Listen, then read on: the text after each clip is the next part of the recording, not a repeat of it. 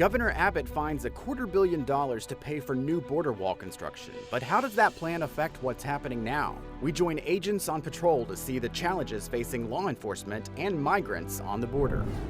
A statewide call for conservation brings new concerns about the state's electric grid. The people in charge say there's no need to worry, while others say Texas needs new steps to prepare for high energy demand. Texans in Congress lead the way on legislation to make Juneteenth a federal holiday. And it seems to me that this is the most propitious time for us to recognize our history and to learn from it. But it comes as Texas braces for a new fight over what students should learn about the lasting impact of slavery. We dive deeper into the debate with lawmakers on different sides of the issue. Produced from the Capitol in Austin and airing statewide, this is the award-winning State of Texas. Hello, and thank you for joining us. I'm Josh Hinkle. The state of Texas plans to pull money from the correctional system to kick off construction on building more border wall. During a Capitol press conference, Governor Greg Abbott said the state would transfer $250 million from the Texas Department of Criminal Justice as a down payment. He also announced a state-managed donation page where people can make contributions to pay for wall construction. Abbott also signed a letter to President Joe Biden calling on the federal government to give back any land taken to build the border wall, returning it to Texas. The Biden administration has abandoned its responsibility to apply federal law to secure the border and to enforce the immigration laws. And Texans are suffering as a consequence of that neglect by the Biden administration. In the federal government's absence, Texas is stepping up to get the job done. We will build the wall, we will secure the border, but most importantly, we will restore safety to the citizens who live in the Lone Star State. The governor also ordered the TDCJ to move inmates from a South Texas prison to make room for migrants being arrested along the border. 740 inmates at the Briscoe unit in Dilley will be moved to other facilities around the state. The unit will hold migrants with low-level criminal offenses. As the governor touts new enforcement efforts, we're getting a closer look at the reality of the conditions facing both migrants and officers along the border. Joining us now from McAllen in South Texas is Sandra Sanchez from BorderReport.com. Hi, Sandra. Hi. You followed border agents on patrol this week. Describe that experience for us. Yeah, it was fascinating. We were actually one of the first media organizations to be allowed on a ride-along since the pandemic began in early 2020. And, you know, I think it's important that we talk about it because it sets a different dynamic for what's happening here actually on the very border counties as opposed to the counties that are further to the north where the governor has expressed a lot of concern that issues are occurring. What we saw yesterday were several adult migrants who were trying to elude capture by Border Patrol agents. They were in grass that was up to here on me, Carrizo Cane. We were off-road.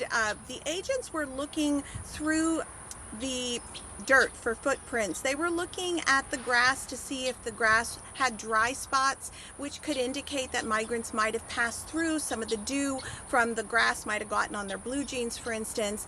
They use a set of clues, infrared cameras, sensors, a tactical operations control center called TOC, which relays information to field agents with mobile surveillance towers. It's this fascinating collaboration that occurs here. Basically, a lot of on their hands and knees crawling, sleuthing around, looking for migrants, and then suddenly coming upon them. Sandra, we've heard from the governor about his plans for building a border wall. What's the reaction from the communities in South Texas about that proposal? Down here in South Texas, the communities don't really believe that it's necessary. As you can see, we have a border wall, and it took several years to build. Right behind me is the 450th mile of border wall that was completed under the Trump administration. And then DHS Acting Secretary Chad Wolf actually came to commemorate the building of this section. That took several years, and millions, billions of dollars. The average border wall costs $26 million per mile to build, $41 million in some places of Arizona and Canyonous areas. So for the governor to announce that Texas was erecting barricades, fences, border walls with just $1.1 billion in border security. People down here don't believe. State Senators Chuy Hinojosa, who's a Democrat from this district, as well as Judith Zaffirini from Laredo and Cesar Blanco from El Paso, issued a joint communique in which they said, we weren't invited to the governor's announcement on Wednesday.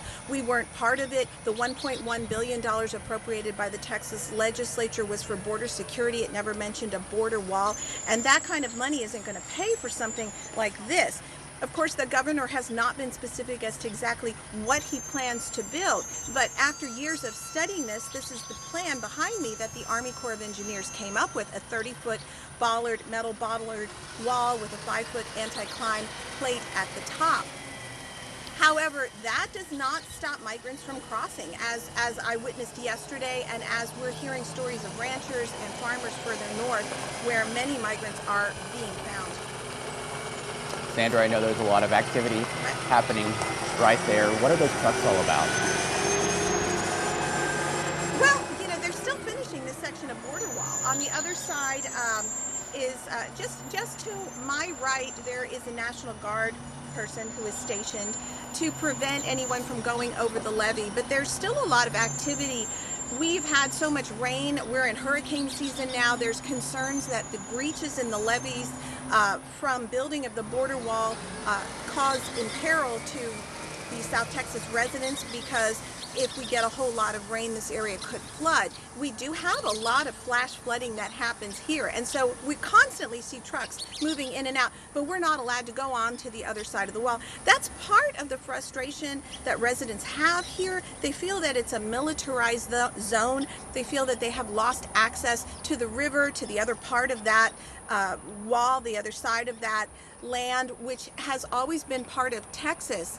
And they do not want the entire state to be walled off. All right, Sandra Sanchez, great work on the ground this week there. Thank you so much for all of your reporting and keeping us informed. Thank you. You can see more of Sandra's coverage online now. Just go to borderreport.com. Unexpected power problems brought statewide calls to conserve electricity this week, but the people in charge of the grid say there's no need to worry. For anyone to stand up and say, well, we really don't have a problem is crazy. Of course we have a problem. The steps some experts say Texas needs now to prepare for high energy demand.